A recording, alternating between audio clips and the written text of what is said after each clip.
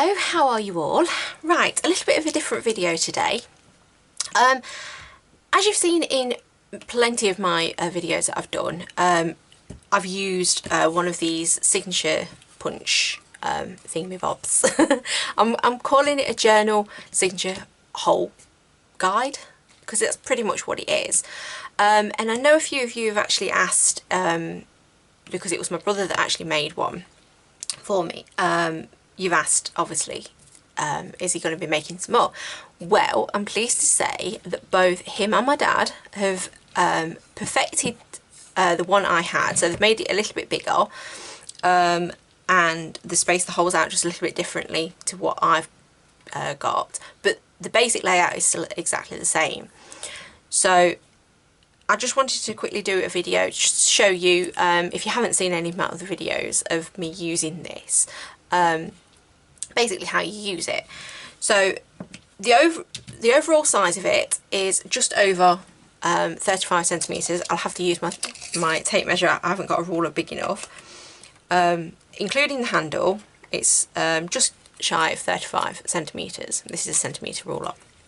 The inside measurement is just under 30, so it's not quite big enough to get a 12 by 12 sheet of paper in it, but I don't think there's many journals that get used, or books that's sort of 12 by 12. It's just a little bit less.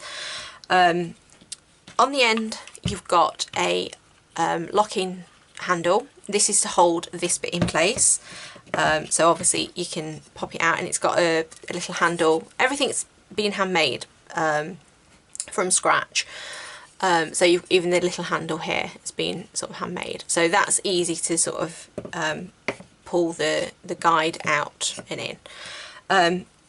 As you can see, it's a simple piece of kit.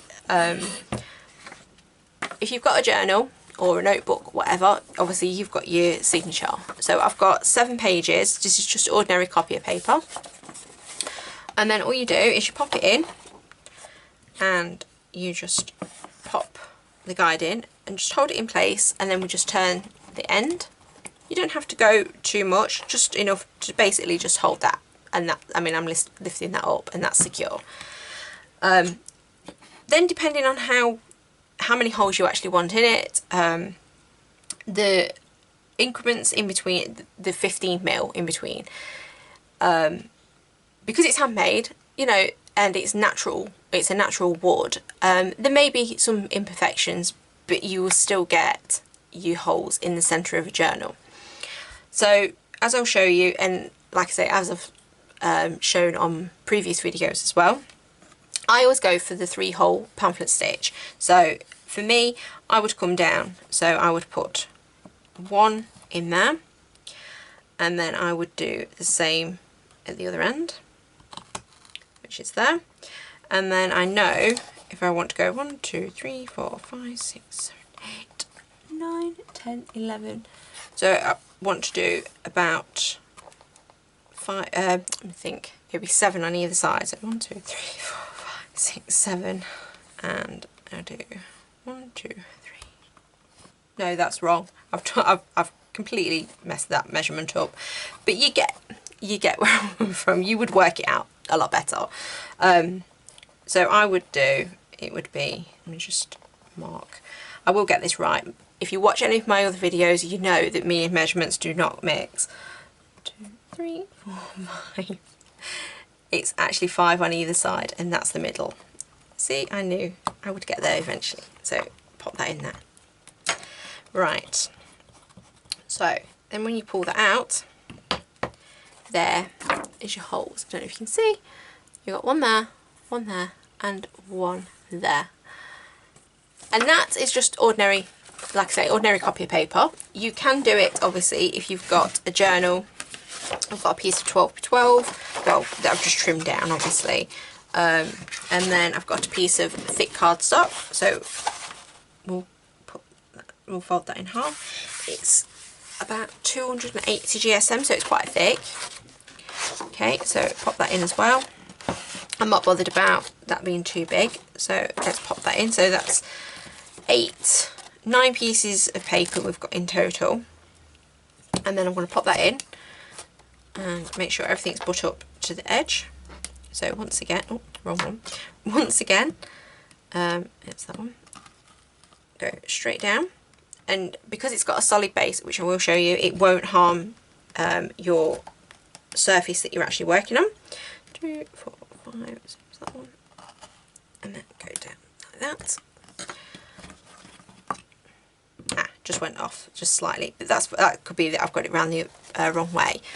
So that's just one thing to note, because at one end you do have it's slightly wider there than it is at this end, but that's how mine goes. And like I say, it's handmade, so it's just judging yourself how you actually work this. It works. I mean, it saves so much time, and you'll also hold the signatures in place with the cradle itself. And if you want to put a bulldog clip or something like that, just to make sure that they don't move when you take it out as well. But everything's punched through, and as you can see, it's gone through all of that, so it's quite thick. As I was saying, nothing will go through the bottom because you've got a solid piece of wood at the bottom there as well.